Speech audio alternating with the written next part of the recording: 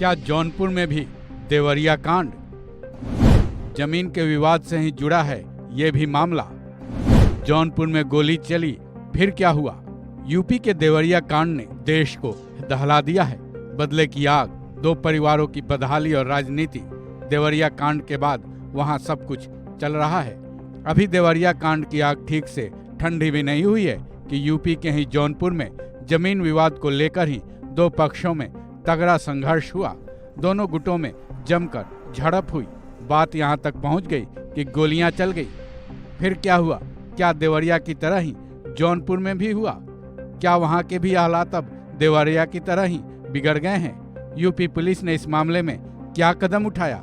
चलिए देवरिया के बाद जौनपुर कांड में क्या क्या हुआ जानते हैं।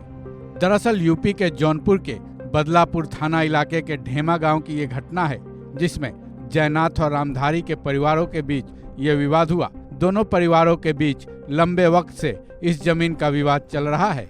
इसी में जब एक पक्ष ने आबादी वाली इस जमीन पर निर्माण कराना शुरू कर दिया, तब दूसरा पक्ष उनको रोकने के लिए पहुंचा। पहले दोनों पक्षों के बीच झगड़ा हुआ, जिसके बाद गोली चला दी गई, जिसमें जयनाथ के बेटे लाल साहब के पैर में गोली लगी।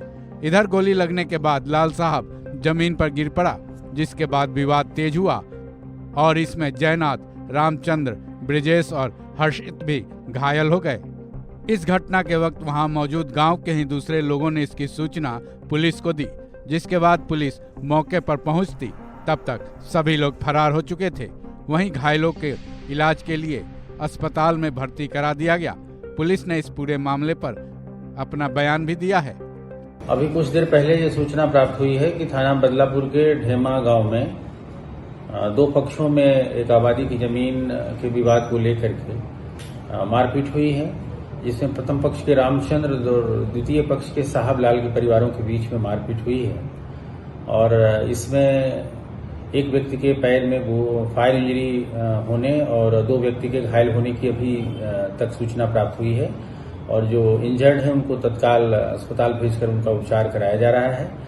और अभियुक्तों की गिरफ्तारी के लिए 5 टीमें गठित करके ताबड़तोड़ दबिश दी जा रही है। अभियोग पंजीकृत करते हुए इसमें कठोर विधिक कार्यवाही की जा रही है।